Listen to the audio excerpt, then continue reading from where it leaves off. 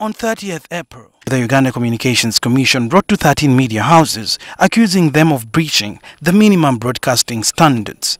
The communication from the media regulator also called on the media houses to suspend some of their employees, especially news managers and editors, while the media houses were investigated. However, the affected media houses under the umbrella body, National Association of Broadcasters, said they would not honor the UCC directive and instead called for a dialogue in which better understanding of the alleged breach of broadcasting standards would be clearly explained. According to UCC, the minimum broadcasting standards were breached because the media houses in question broadcast content that was likely to incite violence and portray the country in a negative light.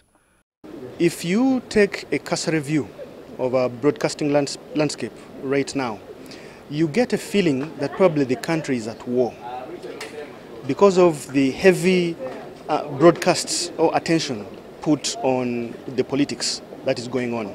So you are seeing police brutality.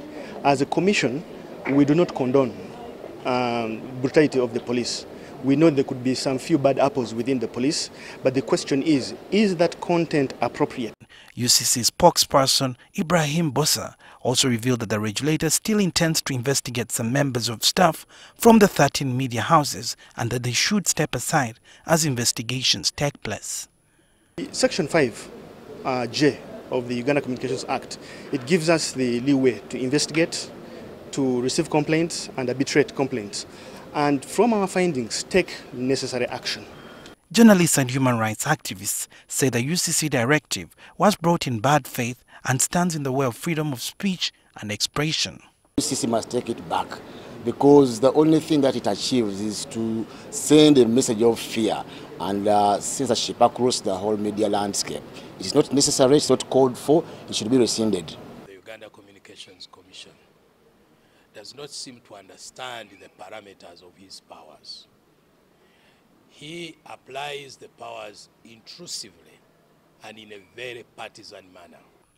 According to seasoned journalist and media scholar Peter Mwesige, the Uganda Communications Commission does not have the mandate to call for the suspension of media staff. You cannot argue that a journalist must be suspended because they did not have balance, because they were not proportionate, because you must be very specific when it comes to limits on free expression, and I think that the standards they are citing are not in any way clear enough to justify any disciplining of journalists who allegedly fell afoul of them. Watchers of Uganda's media landscape say that as political tensions rise, restrictions on media activity also increase. For now, media houses have challenged the directive from the Uganda Communications Commission in courts of law.